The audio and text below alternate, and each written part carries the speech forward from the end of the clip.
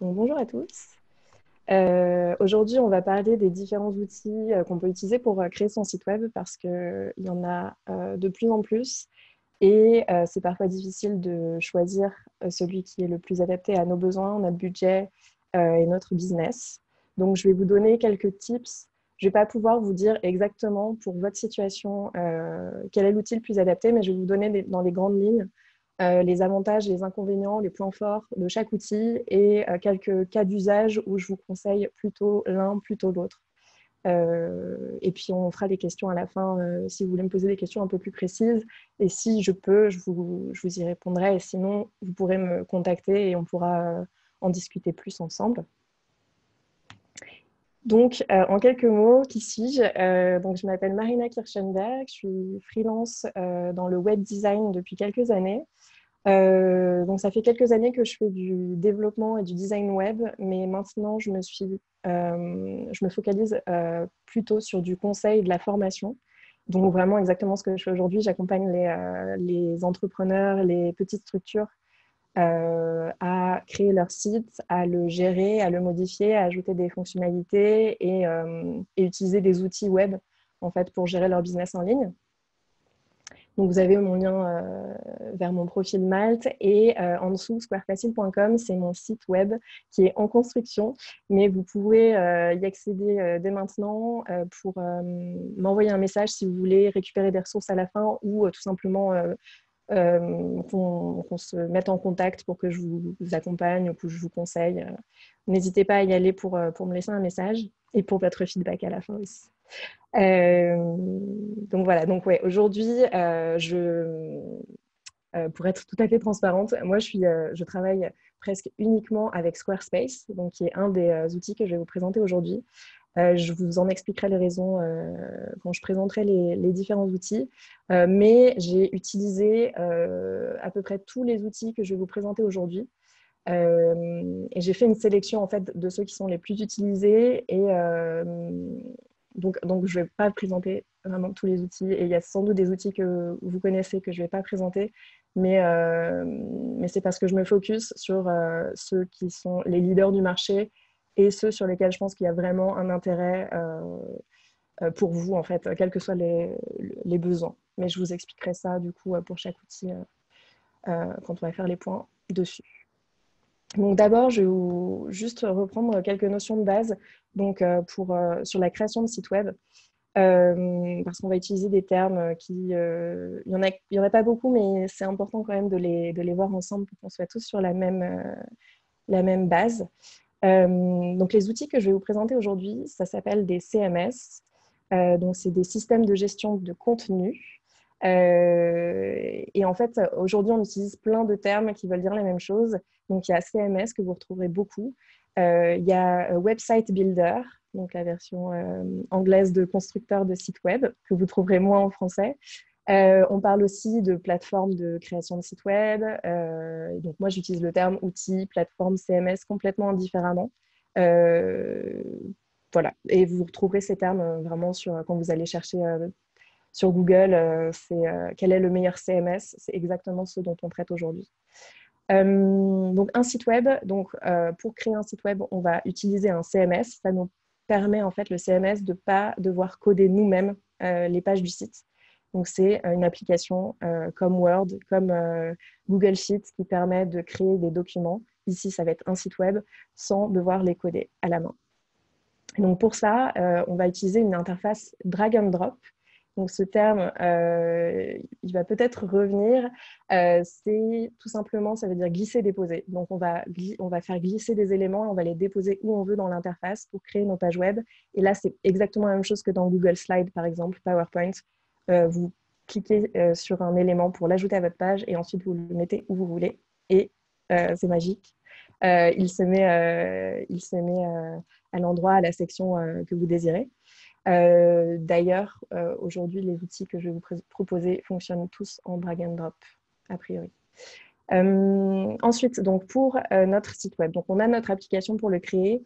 Il nous faut un espace pour l'héberger sur l'Internet. Donc, il va falloir qu'on trouve un serveur qui va héberger notre site, parce qu'en fait, un site, c'est un certain nombre de fichiers, des images, des polices de texte, des vidéos, des bases de données, etc. Donc tout ça, ça a besoin d'être hébergé quelque part. Et donc, on va voir que selon les solutions, selon les CMS, vous allez peut-être devoir souscrire un hébergement à part ou alors ce sera inclus dans l'application que vous allez utiliser en fait. Et donc, les applications qui permettent qui incluent en fait la création du site, l'hébergement et parfois même le nom de domaine, on appelle ça des SaaS. Donc ça, c'est le dernier terme que vous allez beaucoup retrouver en fait dans vos recherches si vous regardez sur Google. SaaS, ça veut dire Software as a Service, et en fait, c'est toutes les applications web qui vous permettent de créer du contenu et de l'héberger en fait à distance, donc dans le cloud, et pas de l'héberger chez vous sur votre ordinateur. Donc, par exemple, Google Slides, Google Sheets, par rapport à les outils de la suite Office.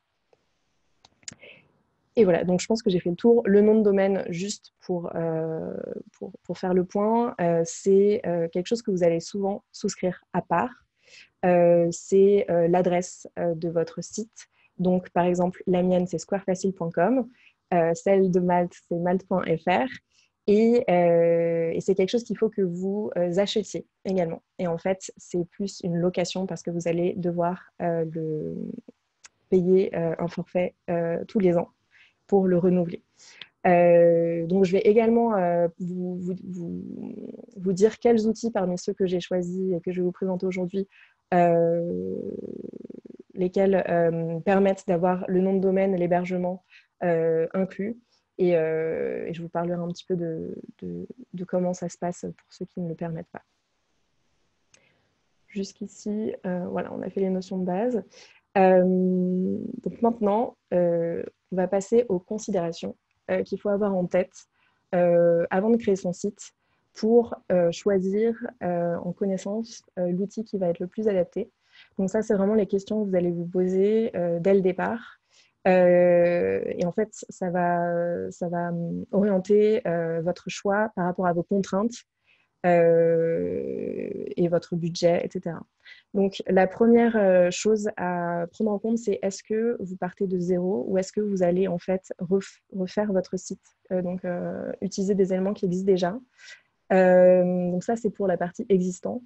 Il y a aussi quelque chose à prendre en compte, c'est est-ce que vous utilisez des outils aujourd'hui autres qu'un site web sur lequel vous allez avoir besoin d'intégrer, de connecter en fait votre site. Donc, je pense par exemple à Mailchimp pour l'emailing.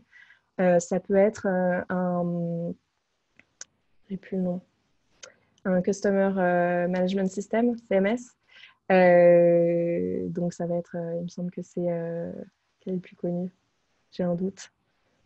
Je pense que vous voyez, bon, il y a Salesforce, mais il y en a d'autres. Tous les outils en fait que vous allez utiliser pour gérer votre business, ça peut être aussi Calendly, un outil de réservation de rendez-vous en ligne, parce que vous allez avoir sans doute besoin de pouvoir les intégrer à votre site et selon la plateforme que vous utilisez, ce sera plus ou moins facile. Un truc important là, j'y pense, c'est notamment pour les fonctionnalités e-commerce. Si vous utilisez des transporteurs sur votre site existant, je pense par exemple à Mondial Relay ou à Boxtal. En fait, ils ont déjà des intégrations déjà faites pour certains CMS. Et donc, je pense que je peux vous montrer ici. Non, c'est pas ça, c'est ici. Voilà, donc là, je suis sur le site de Mondial Relay. Et en fait, vous voyez qu'ils ont créé des intégrations pour utiliser leurs plugins sur différents CMS, notamment Shopify et WooCommerce, dont je vais parler aujourd'hui. Mais donc, toutes les solutions ne sont pas supportées aujourd'hui sur Mondial Relay, à moins de coder, en fait. Et donc là, ça va être pareil pour Boxtal. En fait, ils vont vous montrer. Boxtal, c'est aussi une solution de transporteur, de livraison. Et ils vont vous dire, voilà, on a déjà des intégrations clés en main pour un certain type de CMS. mais pas pour d'autres. Et donc, pour les autres, ce sera un peu plus compliqué de les mettre en place. Donc ça, c'est vraiment des choses, si vous avez déjà des contraintes par rapport aux applications que vous utilisez, c'est à garder en tête. Et on va pouvoir se remettre sur cette slide. Donc, j'ai parlé du budget. Alors, si vous faites votre site vous-même et que vous utilisez du coup les outils que je vais vous proposer sans faire appel à un développeur ou un designer, au final, le budget est à peu près le même, à peu près identique pour tous. J'en reparlerai à la fin. On a souvent tendance à penser que WordPress, par exemple, est moins cher, mais ce n'est pas vraiment le cas quand on considère tous les coûts. Et donc, je vous ferai un petit récap à la fin des tarifs en fait, des différents outils. Mais il faut savoir que la différence se compte en dizaines d'euros par an. Donc, c'est vraiment pas un souci un critère de différenciation entre les outils. C'est plus le budget à prévoir si vous voulez faire des développements personnalisés sur chaque plateforme. Là, le budget ne sera pas forcément le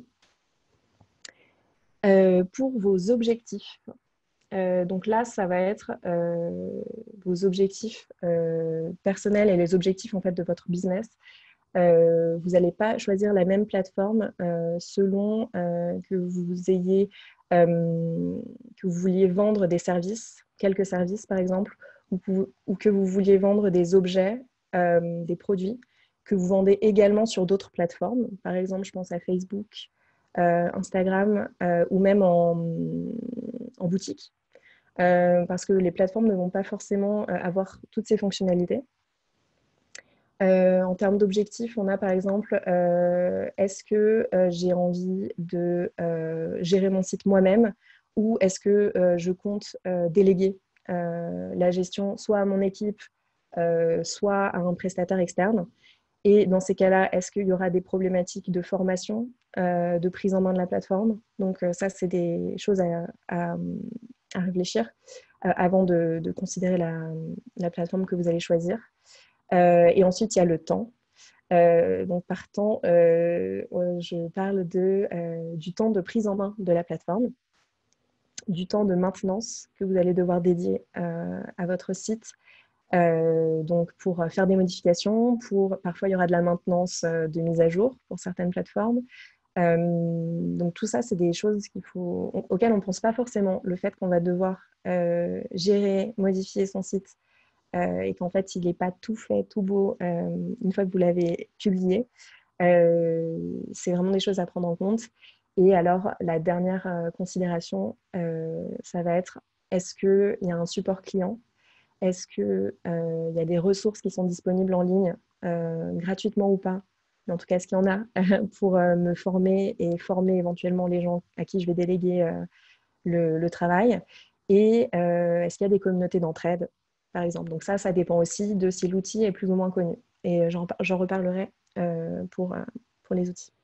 Donc voilà, je pense que j'ai fait à peu près le tour des considérations à établir avant de se lancer en fait dans tout ce qui est besoin fonctionnel. Là, c'est vraiment vos objectifs principaux et à plus ou moins long terme. Ensuite,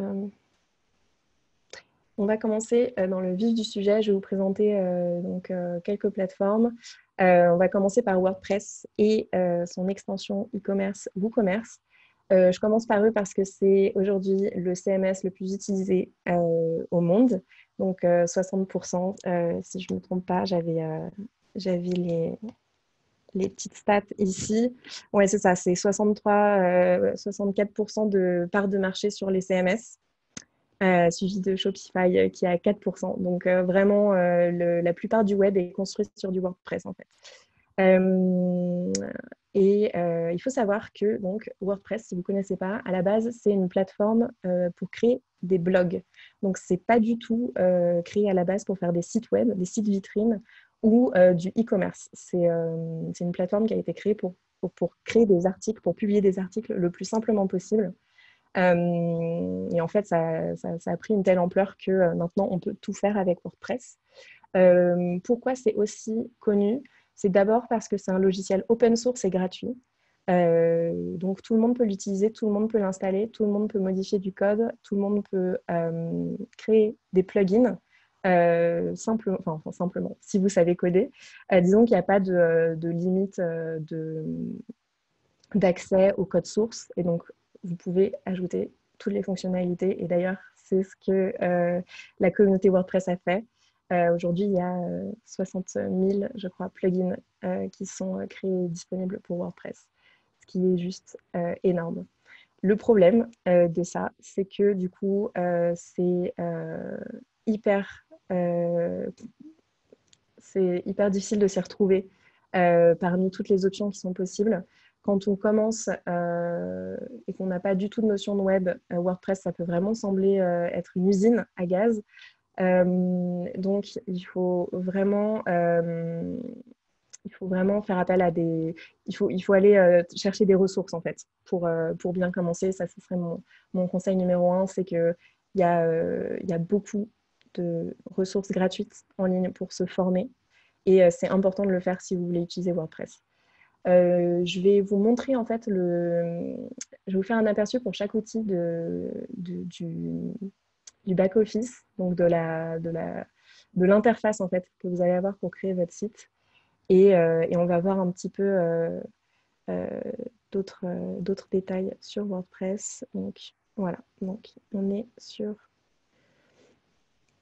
ça. Et puis je vais vous expliquer un peu les autres critères de comparaison, mais d'abord je vais vous montrer à quoi ça ressemble. Voilà, donc là je pense que tout le monde voit bien. C'est bon pour vous? Si Oui, je vois pas de nom, c'est que c'est bon. c'est Ok, bon. donc ça, c'est le back-office de WordPress. Donc, il faut garder en tête qu'à la base, c'est fait pour créer des articles de blog. Donc là, je suis dans le tableau de bord, la première page. Vous voyez que j'ai ici, vraiment au premier coup d'œil, j'ai titre, contenu. En fait, c'est pour créer un article comme ça, on the go. Et sinon, vous voyez quand même que c'est assez touffu en fait comme interface. Donc il y a beaucoup de blocs, beaucoup de liens à cliquer partout. Il y a quand même un énorme travail qui a été fait sur la plateforme depuis ses débuts pour que ce soit le plus facile de s'y retrouver, mais en fait, ça reste quand même assez complexe. Donc, vous avez à gauche, là, vous avez le menu, en fait, qui va vous permettre de naviguer entre toutes les rubriques de votre site. Comme vous voyez, articles, c'est la première rubrique parce que c'est une plateforme de blog.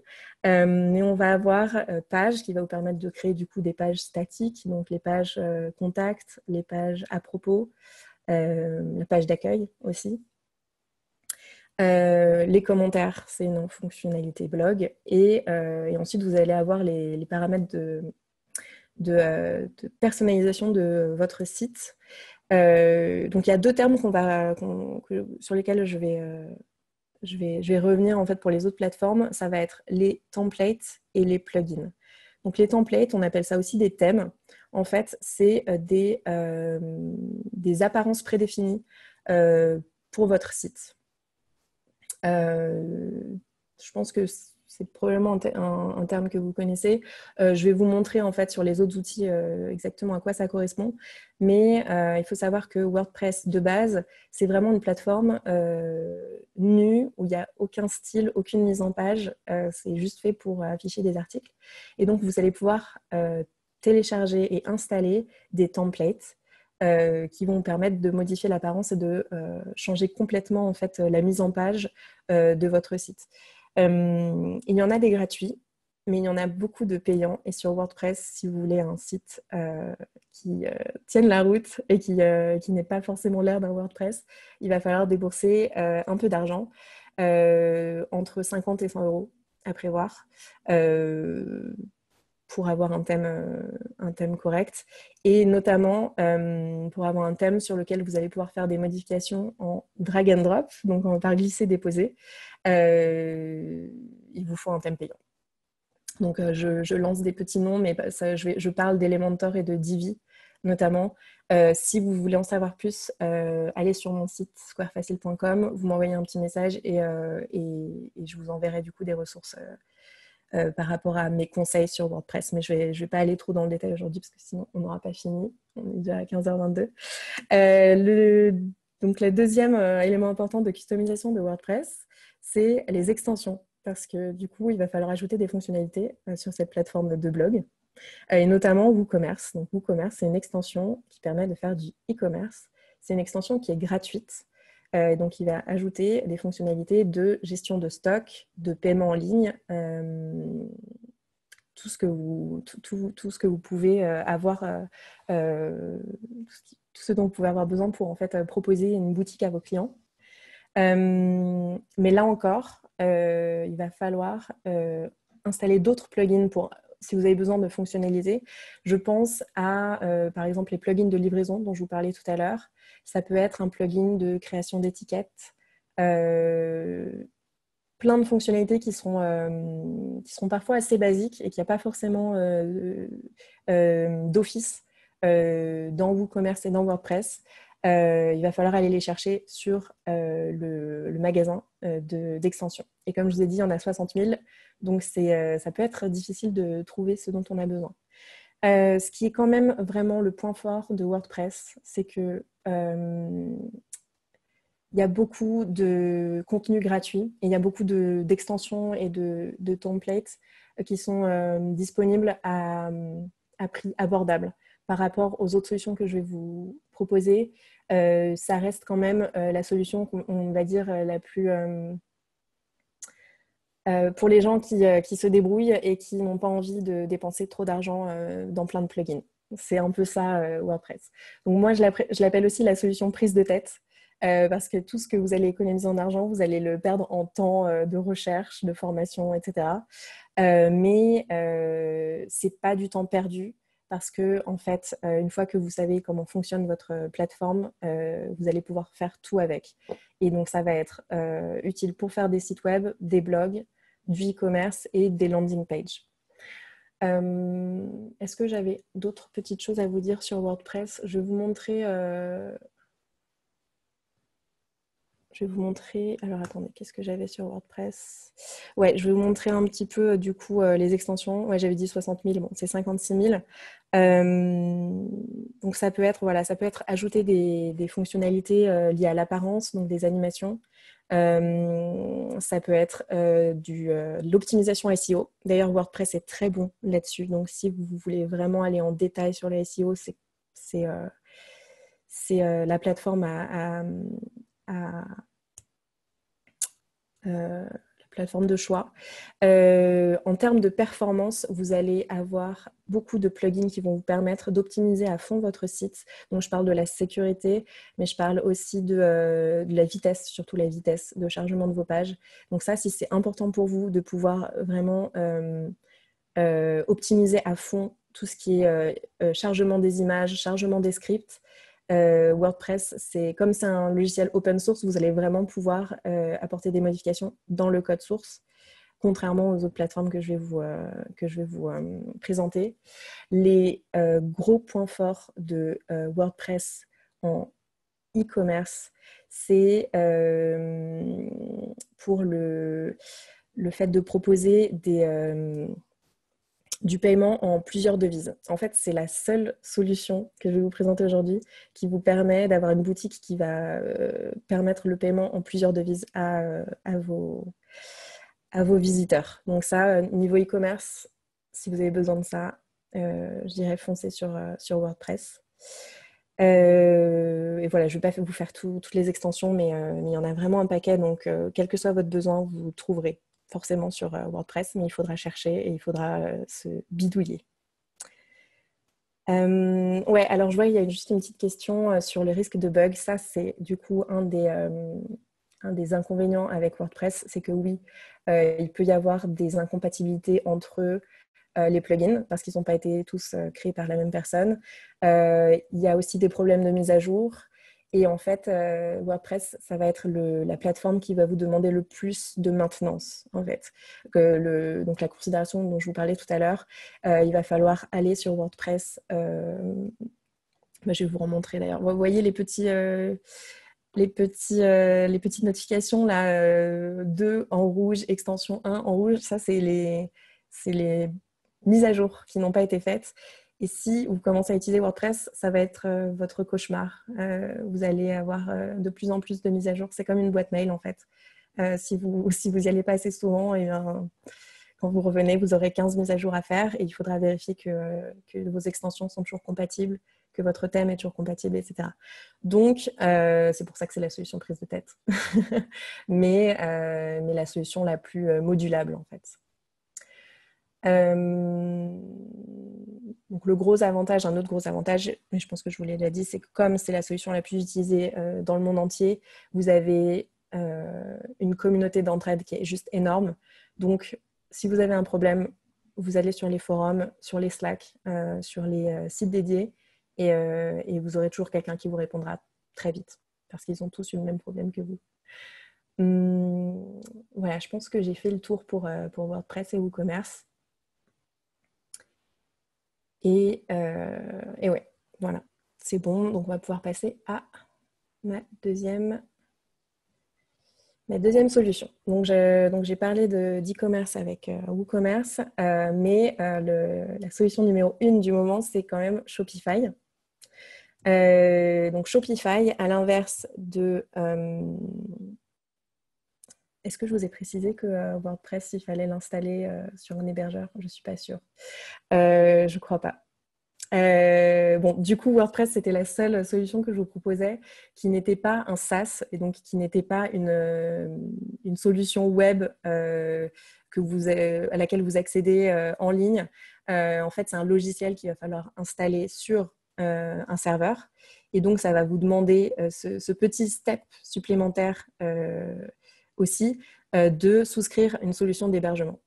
Donc, c'est-à-dire de louer un espace de disque dur en fait, sur un serveur à distance pour pouvoir y installer WordPress.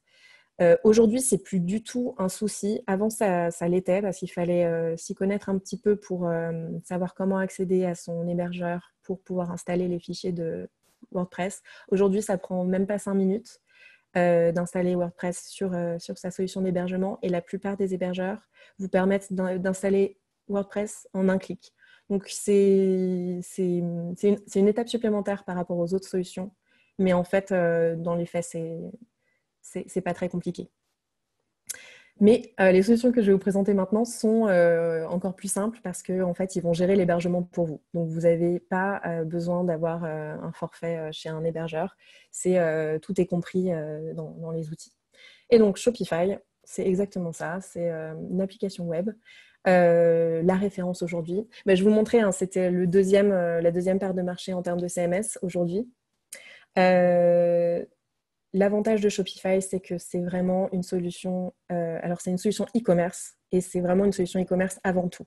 Donc là où WordPress était excellent pour le blog, Shopify est excellent pour le e-commerce, pour la boutique en ligne. Notamment si vous avez un commerce avec plusieurs canaux de vente. Donc je pense à Facebook, à Instagram, à tous vos points de vente en dur. Il y a tous les canaux de vente qui existent et que je ne connais pas.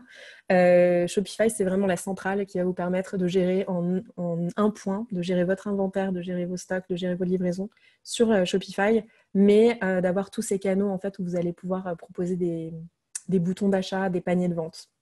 Donc ça, c'est top si vous avez un commerce qui n'est pas seulement un site, mais en fait des points de vente qui sont dispersés un peu partout sur le web et en dur. L'interface est beaucoup plus simple à prendre en main que WordPress, en tout cas pour le e-commerce. Je vais vous montrer un exemple. Alors, il faut que j'y aille ici. Voilà, donc ça c'est l'interface de Shopify. Et donc on retrouve le menu, en fait, la barre de menu à gauche pour gérer votre boutique de A à Z. Et en fait, vous avez toute une interface qui va vous accompagner quand vous allez créer votre boutique. Donc vraiment, là, vous le voyez un petit peu. On va ajouter un produit, on va personnaliser le thème, on va ajouter un domaine.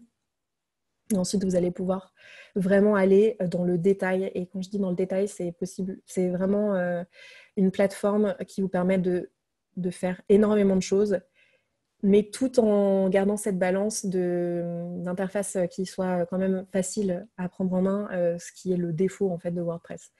Donc si vous voulez faire une boutique simple sans vous prendre la tête, vous suivez le guide Shopify, l'assistant en fait de création de votre boutique. Et ensuite, si vous voulez tuner un petit peu les différents paramètres, vous allez pouvoir le faire et c'est assez intuitif en fait. Alors là, je vous montre juste, donc vraiment vous avez plein, c'est hyper clair. Le truc à savoir, c'est que voilà, vous avez les canaux de vente, donc vous allez pouvoir ajouter tout plein de canaux de vente qui seront complètement synchronisés avec votre boutique Shopify. Donc voilà, je vous parlais de Facebook et Instagram notamment, et des points de vente physiques. Le pendant de ça, comme pour WordPress, Shopify a été fait pour du e-commerce. Donc, si vous voulez avoir un blog, si vous voulez avoir des pages statiques sur votre site, en fait, ça va être, c'est pas du tout fait pour ça. Donc, il faut pas en avoir trop. Notamment pour le blog, Shopify n'est pas du tout un outil de blog. Donc, ça vous permet d'avoir un petit blog sur votre boutique en ligne, mais il faut savoir qu'un site Shopify, c'est une boutique en ligne. C'est pas un site avec un blog et avec une partie e-commerce. Donc, vous aurez beaucoup moins d'options de customisation que sur les autres outils qui sont faits pour des sites web, des vrais sites avec des pages et des blogs. Un truc à savoir sur Shopify, c'est qu'il y a énormément, comme sur WordPress et WooCommerce, il y a énormément de plugins qui ont été développés pour ajouter encore plus de fonctionnalités. Donc, notamment les deux dont je vous parlais tout au début pour ajouter les points relais sur la livraison ou Boxtal pour pouvoir choisir en fait les transporteurs que vous voulez. Mais par contre, Shopify est plus cher. Et là, pour le coup, il y a quand même une grosse différence de prix entre WooCommerce et Shopify. La différence aussi, c'est que Shopify prend des frais de transaction sur chaque vente que vous allez faire. Et donc, c'est 2%. 2% de frais de transaction sur vos ventes. Sachant que vous avez également, en général, entre 1 et 3% de frais qui sont prélevés par votre organisme de paiement, donc ça va être PayPal ou Stripe en général. Ce qui veut dire qu'au final, Shopify, si vous passez par Shopify, vous avez 5% de frais sur vos ventes qui ne viennent pas dans votre poche. Ce qui en fait une des solutions les plus chères en fait. Voilà, et les plugins, la plupart des plugins sont payants, donc ça rajoute pas mal de frais. Mais c'est la plateforme qui est la plus utilisée, qui a le plus d'intégration en fait avec les outils tiers parce que c'est la plateforme la plus utilisée. Et qu'est-ce que je voulais vous dire? Oui, par rapport aux templates. Donc là, je vous ai parlé des plugins. Par rapport aux templates, vous avez 9 templates. Vous avez 9 templates gratuits sur Shopify. Voilà, qui sont ici. Qui sont déjà quand même plutôt jolis. Donc, on peut faire pas mal de choses avec. Mais si vous voulez sortir un petit peu de ces templates, il faut compter entre 100 et 200 euros entre 100 et 300 euros, on va dire, en général, pour avoir un template un peu plus original. Et si vous voulez en faire développer un, vous pouvez, mais attendez-vous à des prix plutôt vers le 500 euros. À garder en tête, il y a quand même énormément d'options de customisation disponibles sans savoir coder et sans faire appel à des développeurs. Donc, je parle des couleurs, des polices, c'est plutôt ça déjà, de l'agencement de vos sections de pages. Et vous pouvez également, si vous y connaissez, ajouter du HTML et du CSS. Donc, c'est une plateforme qui reste tout de même assez modulable. Pour peu qu'on débourse un peu d'argent ou qu'on s'y connaisse un petit peu en code. Alors, est-ce que j'ai... Ah oui, alors là pour le coup, il y a vraiment un avantage sur Shopify que les autres n'ont pas, c'est si vous faites du dropshipping. Shopify, c'est la plateforme numéro un pour faire du dropshipping. Donc le dropshipping, c'est quand vous voulez en fait proposer une boutique où vous ne gérez pas le stock, vous n'avez pas de stock. En fait, vous allez juste être un canal de vente euh, qui va avoir du stock dans son usine et qui va faire livrer ses articles de l'usine directement au consommateur. Je sais que c'est un business. C'est un business dont on parle beaucoup depuis quelques années maintenant. Et Shopify, c'est la solution numéro un si vous voulez faire ça. C'est beaucoup plus dur à faire sur les autres plateformes. Et dernier point qui est important, c'est tout ce qui est ressources, communauté, entraide. Euh, vous en avez à foison, vu que c'est vraiment la solution leader. Vous allez trouver énormément de ressources gratuites. J'ai des ressources en tête, donc pareil, je pourrais vous les partager si vous voulez. Vous me demandez juste sur mon site, vous m'envoyez un petit message. Il y a aussi un support client qu'il n'y a pas sur WordPress. Donc, si vous avez des problèmes techniques, vous pouvez totalement faire appel au support client et ils vous aideront. Contrairement du coup à WordPress, il y a une solution open source, donc ils ne peuvent pas assurer le support. Dernière chose, l'interface Shopify est en anglais. Alors, ils sont en train de faire une traduction en français, mais du coup, c'est un peu, vous allez voir, c'est un petit peu le mélange. Donc, il faut maîtriser les bases d'anglais pour pouvoir se servir de Shopify correctement, sachant que la langue de l'interface n'est pas du tout liée à la langue de votre boutique. Donc, vous pouvez avoir une boutique en français. C'est juste que votre dashboard, votre tableau de bord sera, lui, en anglais. Ouais, ça c'est bon. Je pense que j'ai vu la plupart des éléments pour Shopify. Alors, je vais vous montrer quelques exemples. Je vais vous montrer quelques exemples de sites Shopify. Donc ça, c'est une boutique qui est assez classique, qui sent le Shopify, on va dire.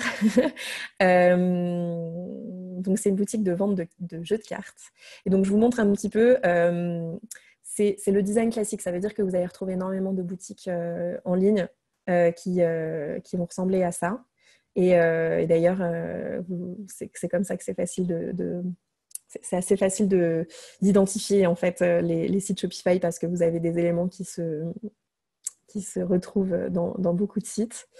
Mais donc voilà, ça fait des sites quand même très propres et où vraiment vous avez une possibilité de customisation qui est assez sympathique. Donc ça, c'est le premier exemple et je vais vous montrer un exemple qui est plus custom. Et donc là, c'est un site français. C'est le site de Fempo. Et donc là, il y a un thème qui a été fait sur mesure. Et ça aussi, c'est un Shopify. Donc c'était pour vous montrer un petit peu à quel point on peut quand même avoir deux sites qui ont l'air vraiment différents, mais qui sont sur la base d'un même outil. Mais vraiment, voilà, c'est deux exemples de Shopify. Et donc, bien sûr, le site de Fempo, ils ont fait appel à un développeur. Donc, il faut prévoir des frais de design, etc. Donc voilà, je pense que j'avais que deux exemples. Ah non, j'avais aussi voilà, cet exemple-là. Donc en fait, il y a beaucoup d'agences et de studios et de sites web qui se sont spécialisés en fait, qui sont appelés des Shopify experts et donc qui vont vous vendre, qui vont vous permettre d'acheter des templates personnalisés. Et donc là, je suis sur un site voilà, qui propose des thèmes et vous voyez qu'on est autour de 350$. Mais ça fait des sites qui sont vraiment, vraiment sympathiques. Donc, si vous voulez un site e-commerce qui est vraiment performant et joli, moi, je vous conseille quand même d'acheter un thème et de passer par Shopify. Voilà, donc ça, c'est encore un exemple. J'ai des exemples assez sympathiques de business. Mais voilà, on peut avoir vraiment quelque chose de très bien. Et c'est les sites les plus professionnels. Au final, Shopify, aujourd'hui, la plupart des boutiques que vous allez voir, ça va être fait avec cet outil. Ok, bon, bah, c'est bon pour Shopify. On va passer au prochain, c'est-à-dire Squarespace. Donc, c'est mon outil de référence. Ah oui, alors Marie, je te réponds juste. Est-ce que c'est possible de commencer avec un thème Spotify? Je pense que c'est Shopify, gratuit, et de changer pour un payant plus pro par la suite, totalement. Et c'est le cas pour toutes les solutions que je vais vous présenter, hein. Vous pouvez commencer par faire votre propre bidouille et, et ensuite, au fur et à mesure de vos besoins, vous allez pouvoir passer à des thèmes, des templates plus évolués. Ça, c'est un des points forts d'ailleurs de tous ces outils, c'est que vous pouvez vraiment passer à l'échelle de façon assez facile. Alors, Squarespace. Donc, Squarespace, pour moi, c'est la solution pas prise de tête. Donc, Squarespace, c'est un outil américain qui permet de faire des sites, à la base de faire des sites vitrines, donc des sites statiques avec des sites qui proposent de l'information et où il n'y a pas forcément d'interaction, de compte client, de possibilités e-commerce, etc. Mais c'est aussi du coup, c'est un outil qui permet de faire des blogs et aujourd'hui de faire du e-commerce. Donc, ça fait 10 ans que Squarespace existe. Ça fait au moins 5 ans qu'ils proposent les fonctionnalités e-commerce. Donc, aujourd'hui, c'est une solution qui est vraiment, moi j'adore, pour faire des sites de tout type. Et qui est une alternative vraiment intéressante à Shopify pour un certain nombre de raisons que je vais vous expliquer. Mais je vais vous montrer un petit peu d'abord à quoi ça ressemble. Comme ça, vous allez vous faire une idée par rapport aux autres interfaces que je vous ai présentées. Hop. Voilà, alors ça, c'est les tarifs. Voilà, donc ça d'abord, Squarespace est connu pour avoir des templates, donc les thèmes, le design les plus léchés et les plus photogéniques du marché.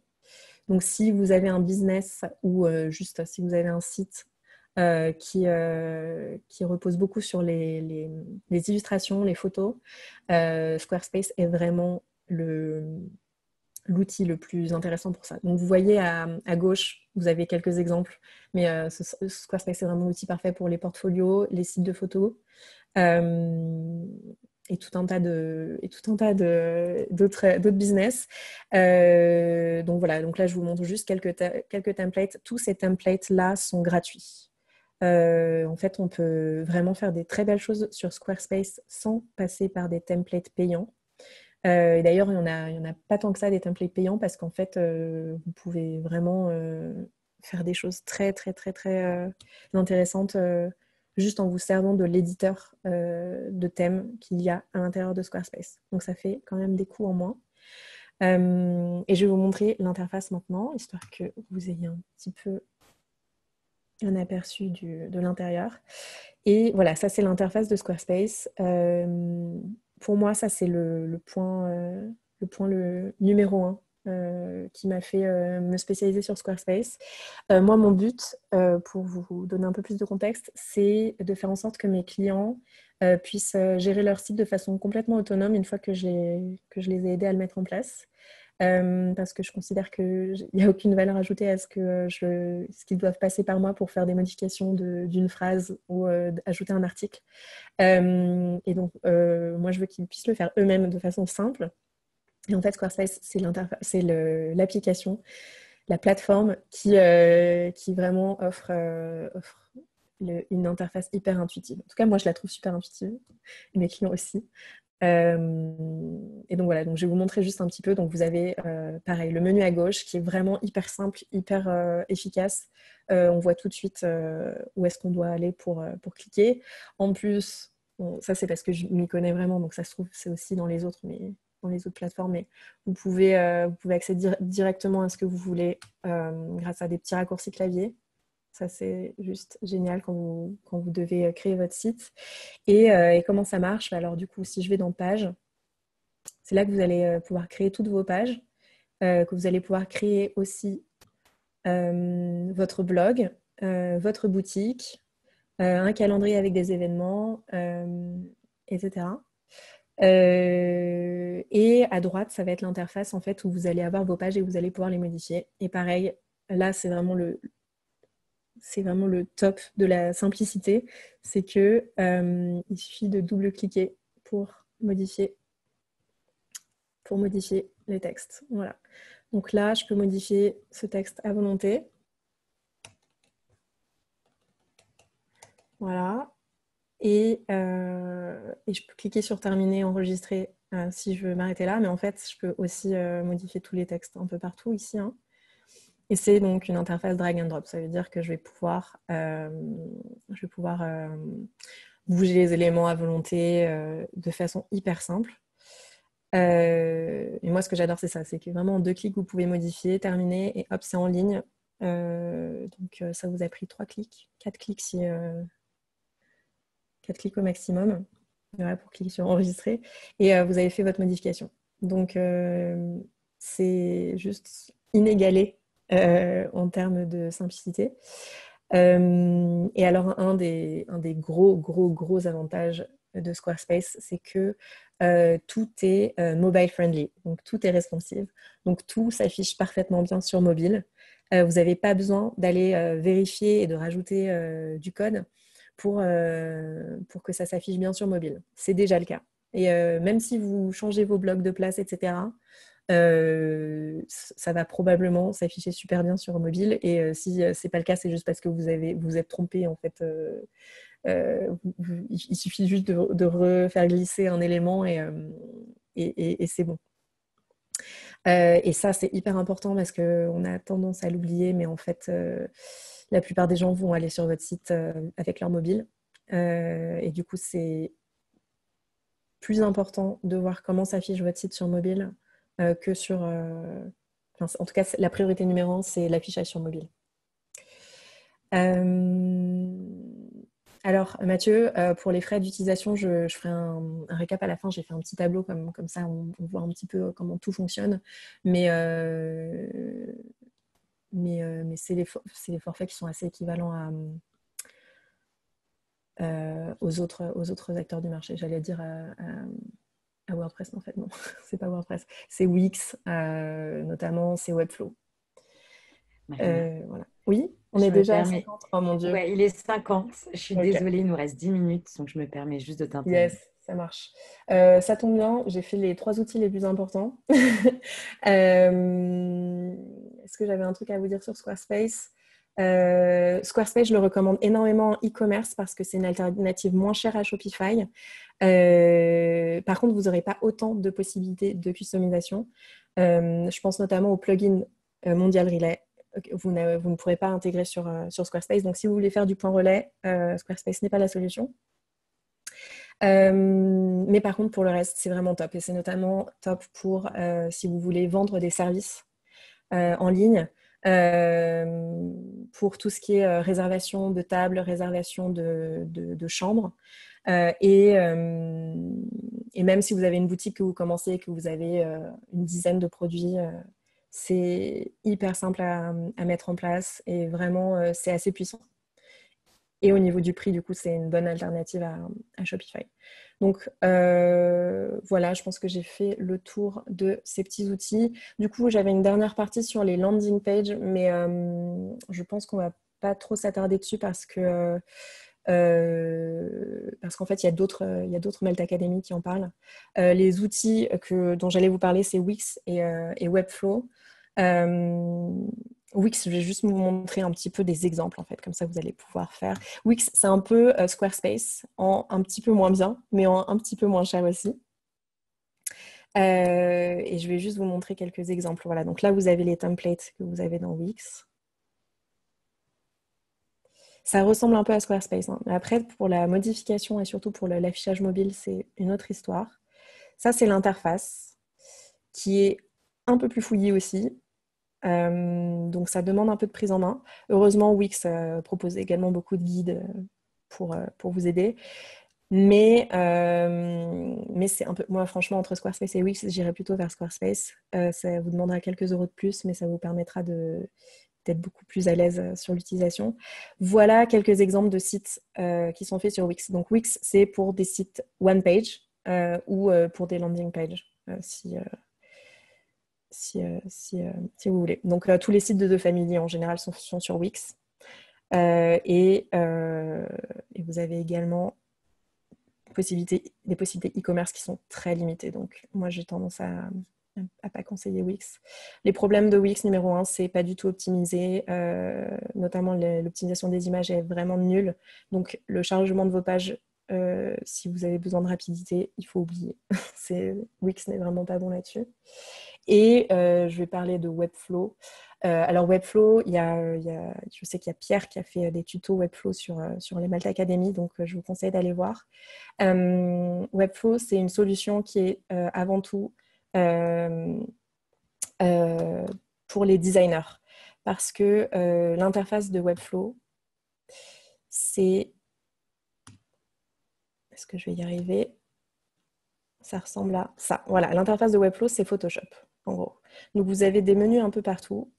C'est génial parce qu'en fait, Webflow, pourquoi tout le monde en parle? C'est parce que ça vous permet de créer vos pages au pixel près. Donc, si vous êtes designer, si vous faites des maquettes, c'est le top parce que vous allez pouvoir faire exactement ce que vous aviez créé sur InDesign, sur Illustrator, etc. Par contre, ça demande une prise en main qui est assez importante et donc c'est vraiment un outil que moi je ne recommande pas à quelqu'un qui démarre. Et c'est vraiment un outil qu'on va utiliser pour faire des landing pages ou des sites vitrines quand on s'y connaît déjà. Donc par exemple, si vous avez épuisé toutes les possibilités de Squarespace, aller sur Webflow, ça peut être une bonne idée. Mais ça demande vraiment beaucoup de temps, de prise en main.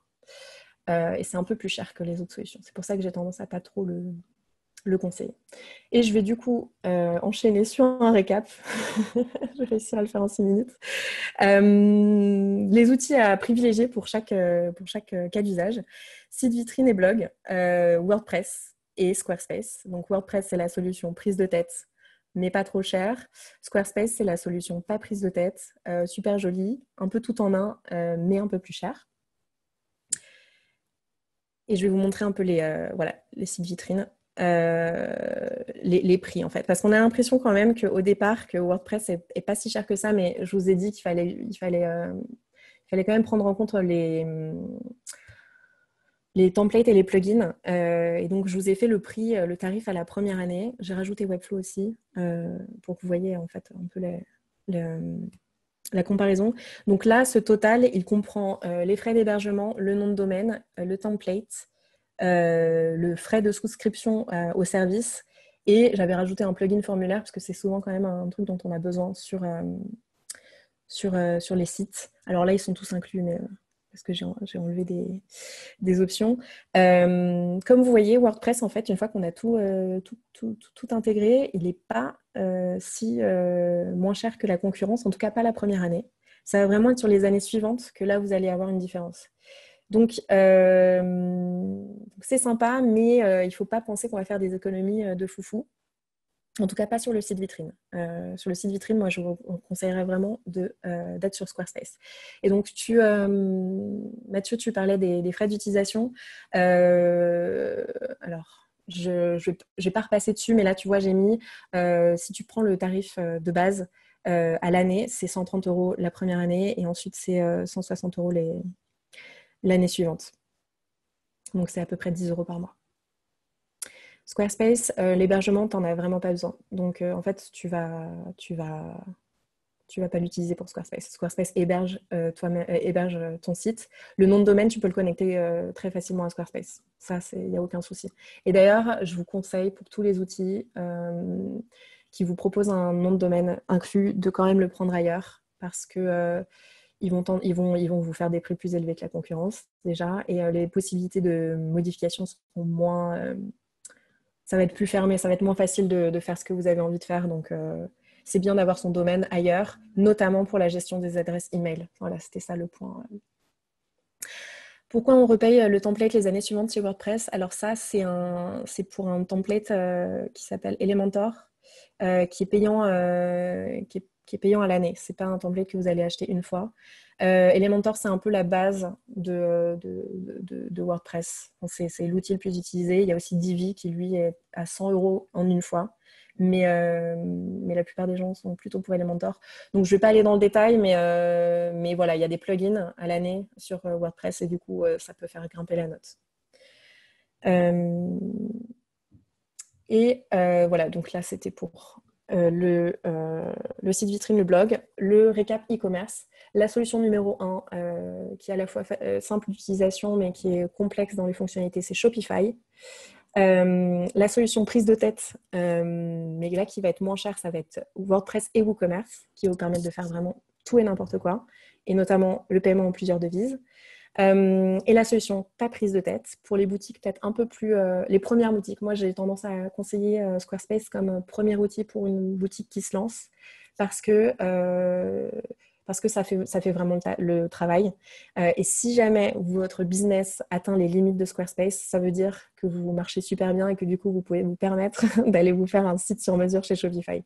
Donc, voilà pourquoi je recommande souvent de passer par Squarespace en premier. On va regarder juste, du coup, les forfaits e-commerce. Est-ce que... Ouais, il est 59. Bon, ça va. On va dépasser de 2 minutes, mais ça va aller. Les forfaits e-commerce, Shopify. Alors là, j'ai mis Shopify basique, donc c'est celle qui a 30 € par mois et 2% de frais de transaction. Ça va vous venir voilà, environ 400 €. Alors ça, c'est sans les plugins. Donc c'est vraiment le tarif de base. Et c'est là que WooCommerce est beaucoup plus intéressant que Shopify parce que pour autant de fonctionnalités, voire plus, vous divisez par 2 ou 3 la note. J'ai pas inclus pareil les plugins, mais il y en a quand même beaucoup qui sont gratuits pour WooCommerce. Donc c'est là que la différence se joue. Et pour Webflow e-commerce n'est pas top, donc je vous le recommande pas. Il manque pas mal de choses et c'est plus cher que la concurrence, donc ça n'a pas beaucoup de sens de s'en servir, peut-être dans les prochaines années. Et Squarespace, c'est une solution plutôt abordable. Donc si vous voulez pas avoir de frais de transaction notamment, Squarespace est vraiment bien. Donc ça, c'est pour les forfaits les plus classiques. Ensuite, quand on passe aux forfaits les plus avancés, là, on voit que Shopify continue d'être de plus en plus cher, alors que WooCommerce est toujours au même prix. Et Squarespace a un forfait qui permet notamment d'avoir accès aux API, ce qui est vraiment top. Ça vous revient du coup à 520 € par an, sachant que là, il n'y a pas de plugin à prévoir sur Squarespace. Donc, c'est vraiment intéressant. Super. Alors, dernier récap, landing page, j'en ai déjà parlé. Webflow pour les designers. Wix pour les pages vraiment simples et où il n'y a pas beaucoup d'images. Sinon, Squarespace, WordPress, si vous connaissez la plateforme, c'est top, quoi. Allez-y, ça fait des très bonnes landing pages. Je voulais finir sur quelques conseils parce que ça m'avait été demandé. Je vous conseillerais, quand on commence à créer son site, c'est son premier site, il faut bien avoir à l'esprit que ça ne sert à rien d'y passer énormément de temps, notamment sur tout ce qui est design, si c'est votre premier projet, parce qu'en fait l'important c'est votre acquisition, c'est de faire connaître votre site, c'est de ramener du trafic sur votre site.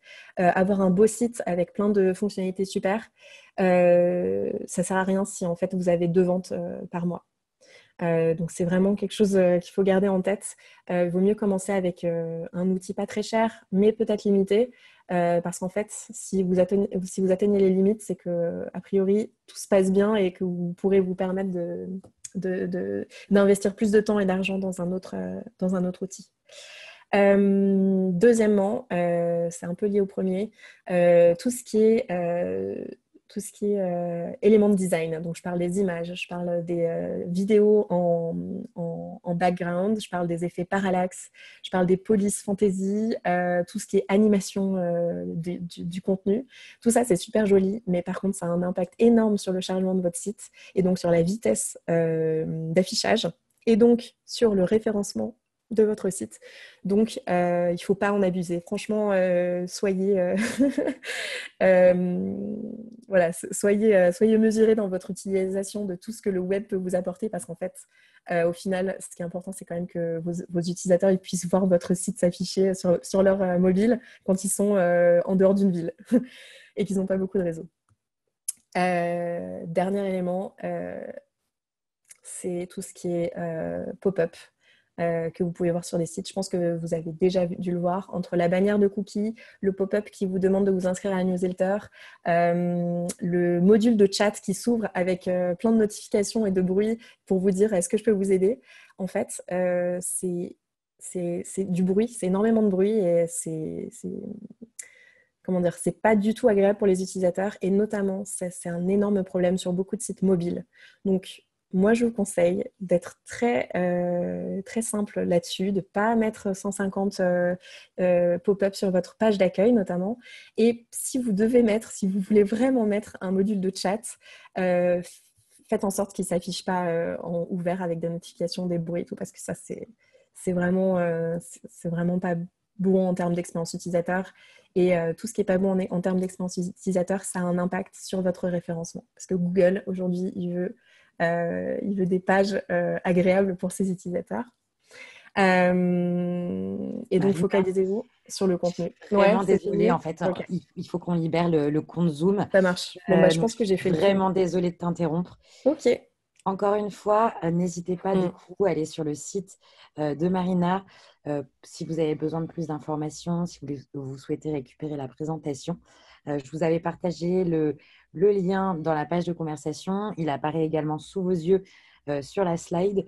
Merci beaucoup Marina pour cette présentation. C'était super intéressant et très complet. Donc, je pense que ça a été beaucoup apprécié en tout cas par tous les participants. Merci à vous. Et, puis, oui, si vous avez des questions, allez sur mon site et posez-les-moi. J'ai vu une mention à PrestaShop. Tu peux me la poser sur mon site et je pourrai t'y répondre. Super. Je renvoie juste là via la messagerie, comme ça vous avez le lien cliquable. Et puis, bon après-midi à tous et à bientôt. Merci Marina encore une fois. Merci. Au revoir. Au revoir.